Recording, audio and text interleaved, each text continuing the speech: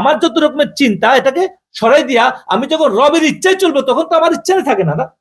আমার ইচ্ছা থাকে আমি যখন আমার মসজিদ খতম করে দিব, আমার চিন্তা খতম করে দিব, আল্লাহ তার হাবিবের মাধ্যমে যেভাবে চলতে বলছে সেভাবে আমি যদি সর্বক্ষণিক চলি, লেনদেন করি, কাজ কারবার করি, কথাবার্তা বলি, সামাজিকতা করি, রাষ্ট্রের মধ্যে চলি, সর্বক্ষেত্রে চলি, তখন তো আমি কি হয়ে গেলাম? আমি তার সাথে তার হুকুমের সাথে মিলন হয়ে গেল। বুঝলে? নামাজ স্মরণ মানে কি? নামাজ মানে কি? ওই নামাজ আমরা কি করলো? তার মানে পাইভক্ত নামাজ যেটা আমাদের জন্য 5 টাইম নামাজ, সেটা কি? সেটা হলো কায়েম করতে বলছে, সে কায়েম করবো আমি। এই দেহ দিয়ে আমরা যেটা করি সেটা হলো এক্সারসাইজ। বুজুর্গানি বলছে এটা আমরা যে নামাজে রুকু করি, আমরা খাড়াই, রুকু করি, সেজদা করি, বসি, এটা আল্লাহ সৃষ্টির 60টা জিনিস, সৃষ্টির জানোয়ার মানুষগুলো 60 ভাবে আছে, তাফসীরের মধ্যে আছে। এটা খাড়াই আছে গাছপালা, রুকু অবস্থা আছে আমাদের অনেকগুলা জানোয়ার পশু, আবার শোয়া অবস্থা আছে সাপের মতো অনেক জানোয়ার শোয়া অবস্থা আছে না, তারপরে আবার বসা আছে পাহাড় গুলা। এই 60 আল্লাহ তাসবিহ পড়তেছে সমস্ত মাখলুক।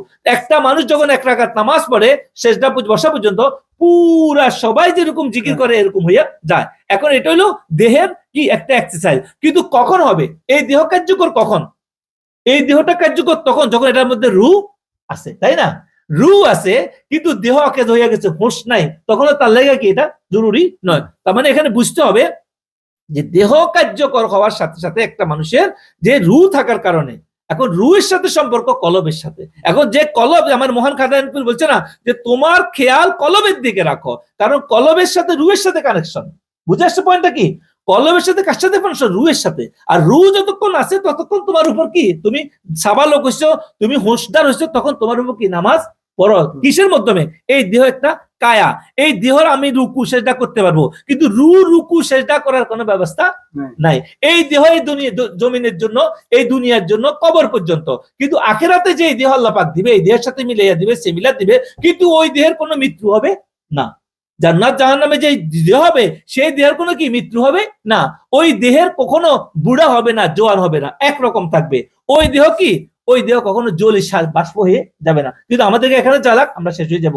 ওই দেহ জান্নাতি হবে, তাদের কোনো কষ্ট হবে না ওখানে। তার মানে কি, এই দেহটা একটা খাসা, এই দেহ দিয়ে আমরা যে নামাজ আদায় করতে সবকিছু, এটাকে পরিচালনা করতে হবে আমাদের কলবের সাহায্যে। কিসের সাহায্যে? কলবের সাহায্যে। নফস থেকে, ধোঁকা থেকে বাঁচকে। আজকে সমাজের মানুষ এটা বুঝতেছে না, গতিকেই আজকে আমাদের উপর যত মুসিবত আসতেছে। আমাদের নামাজ পড়তে হবে কলবের সাহায্যে। কোসে ইন্নাস সালাতা তানহা আনিল ফাহশাই ওয়াল মুনকার। যখন কলবের সাহায্যে, দিলের সাহায্যে তখন আল্লাহ জিকির করবে, নামাজ আদায় করবে, তখন তাকে সমস্ত মন্দ কাজ, খারাপ কাজ থেকে আল্লাহ পাক হেফাজত করবে।